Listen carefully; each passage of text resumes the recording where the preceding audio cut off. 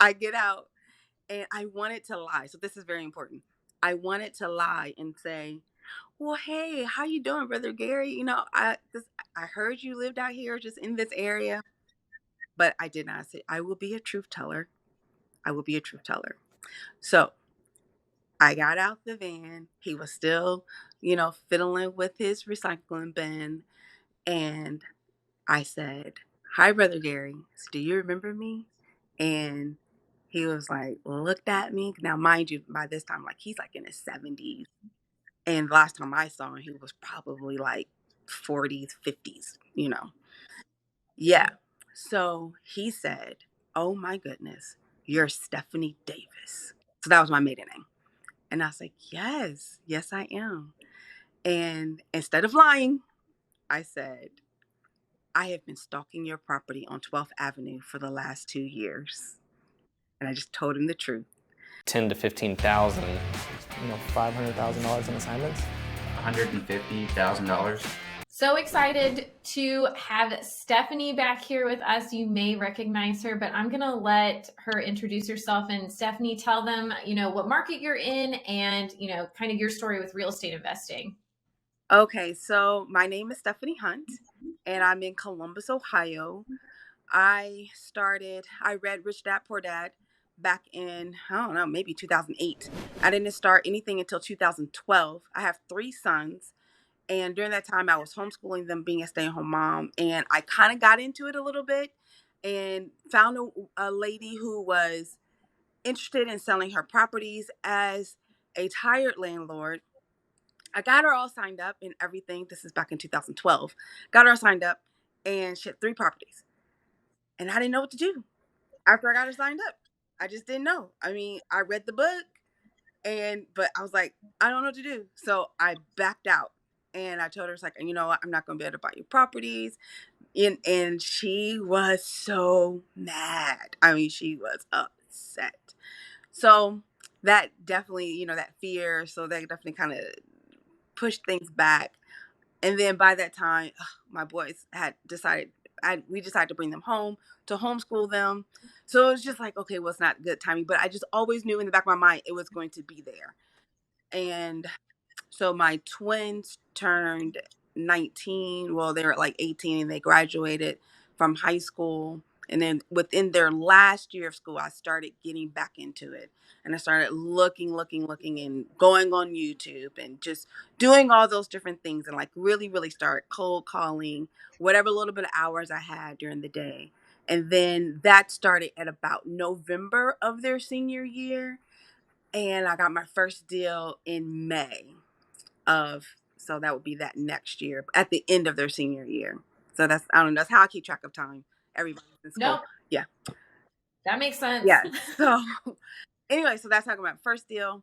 And I teamed up with someone, did a JV, and then I got a few other ones JVing also. And then I was afraid to do it by myself, but I pushed and I said, okay, I'm not going to ask for help. Not because I felt I shouldn't ask for help, but just because I knew it was a skill that I needed to develop and be able to start the deal and close it. So I did.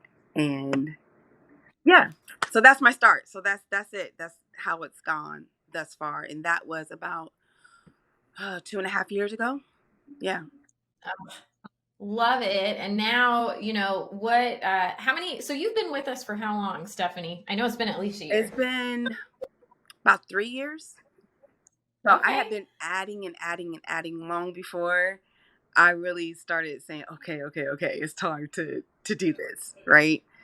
So, Right. yeah, I have been adding, yeah. So it's been about 3 years. Oh my God. And how many deals have you gone in that time? So in 3 years' time, I've done 7 deals. And this is my first year being full-time. Like no part-time job, no children. Well, I shouldn't say that. I still have children. And listen, parenting is not over when they turn 18. We must all know that. Anybody who's listening, it's not over, but it is not it's not as time consuming.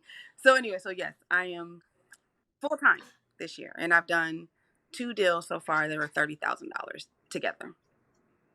All right, so I want to just for anyone who's watching, I want to go through the deals, but then I want to break down kind of how you got over that analysis paralysis and maybe how Hmm.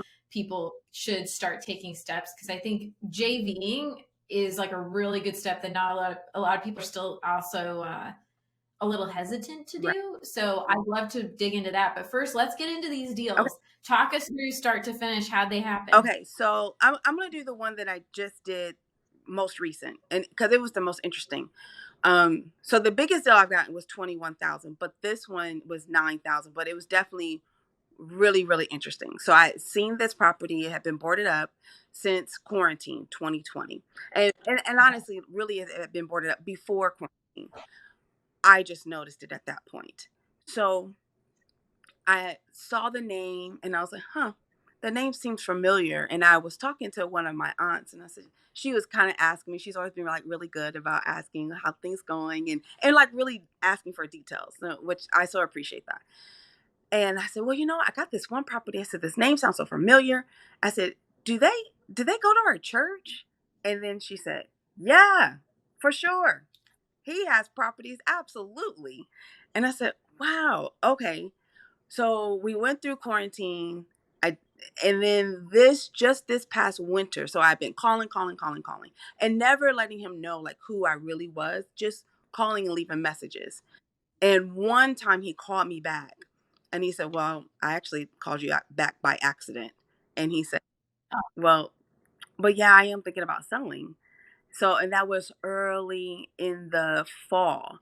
Well, so fast forward, it's about November of this year. Nope, a little bit later. So it was spring and it was still kind of cold here because we're in Ohio and you can get all the seasons in one day, right? So I was here and I remember just like this urge to go to the man's house. Do not stop calling him. Just go to his house. So strong, strong urge. And I was like, I said, okay, I'm gonna go to his house. And it's like 45 minutes away. Yeah, I Holy. know. I was like, I'm gonna take this drive out here, and that random day, it had rained, it had snowed, I mean, it was just weird. It was a weird, weather day. So I get out there, I pull up, and this older gentleman, he is taking his recycling bin from his curb all the way up to the house. So, and I'm like, oh my goodness. So, growing up in church, we call everybody Brother Gary, Sister, Gary, or whatever. Even though, no, we're not nuns. And people are like, are you nuns? But we're not. So, that's just the respect and protocol of how we've done it. So, I get out and I wanted to lie. So, this is very important. I wanted to lie and say, well, hey, how you doing, Brother Gary? I heard you lived out here just in this area, but I did not say I will be a truth teller. I will be a truth teller. So I got out the van. He was still, fiddling with his recycling bin. And I said, hi, Brother Gary. So, do you remember me? And he was like, looked at me. Now, mind you, by this time, like he's like in his 70s. And last time I saw him, he was probably like 40s, 50s. Yeah. So he said, oh my goodness, you're Stephanie Davis. So that was my maiden name. And I was like, yes, yes, I am. And instead of lying, I said, I have been stalking your property on 12th Avenue for the last 2 years. And I just told him the truth. You literally said that? You said, "I've I been stalking literally, your yep, property." I literally said that. That was just the most authentic thing I could say because that was the truth. And I was like, I have been stalking your property for the last 2 years on 12th Avenue, that duplex. So do you have any thoughts of selling the property or considering offers on that property? And he's just like, now it's snowing and it's cold. And he has, and he's like, I talked to a realtor and I am thinking about selling it, but it must be for you because you came out here and you're standing here talking to me. I said, well, I said, listen, I said, I might be the right buyer for you. I may not be. Tell me what your thoughts are on the property. What do you want? And he wanted like 60,000. So long story short, I got him down to 47 and I sold it for 56. Yeah. So Okay. so the good thing, a little bit One, backstory about him though too, which is like he said, yes, I remember you. He said, me and his wife and his two daughters used to come over to my house when I was a kid, and they would visit with my parents, and they would come over for dinner after church, and so his girls were way younger than me, but I was kind of like in that 10, 11 years old during that. Yeah. So that was the most interesting and like exciting one that I've done. we get to give the bell for that one. Yes, thank you.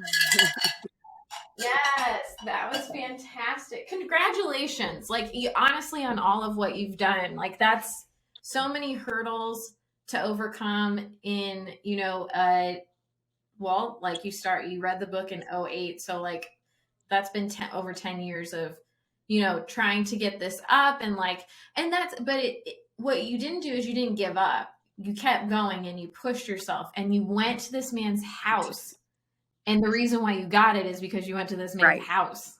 Absolutely. He's like, yeah, I get lots of calls. He's like, I just ignore them because I have tons and tons of calls. He was like, yeah, I went to his house. Like, And how many times do you think you called him uh, before like this happened? 40 for sure. I mean, easily. Yeah, I could definitely look through my database and see how many times through my CRM.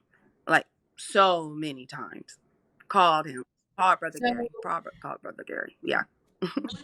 what is uh so kind of going into your strategy, like what is your breakdown of how you follow up then? Like, so do you call on a specific day? Like, what, since you're full time now, what does kind of your Yes, so schedule look that is like? my challenge. That is where I honestly suck at it. Like dirty dishwater suck. So this is where like I'm growing and developing. So in times past, the deals that I've gotten it was pretty much they were like yes the first time I called them, and it was just me following up with them after their yes, and it wasn't like well later yes or whatever. You know what I mean? Maybe. Um, but for the most part, I don't know. Like I would definitely put them in my CRM if they told me no, and I would still follow up 3 months later. Like I had one gentleman, he didn't want to sell the property that I was calling about, but he did sell me another property, and that was from follow up. But I am like I'm not good with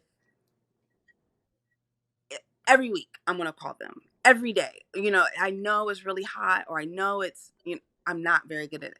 I just like, oh, okay, 3 months later, oh, here's my follow up list. It's in my CRM. Just call them again, and and do that. But and even then, sometimes I don't do it. I'm like, oh, I got a new list of leads, so let's just do that. Just get those fresh leads.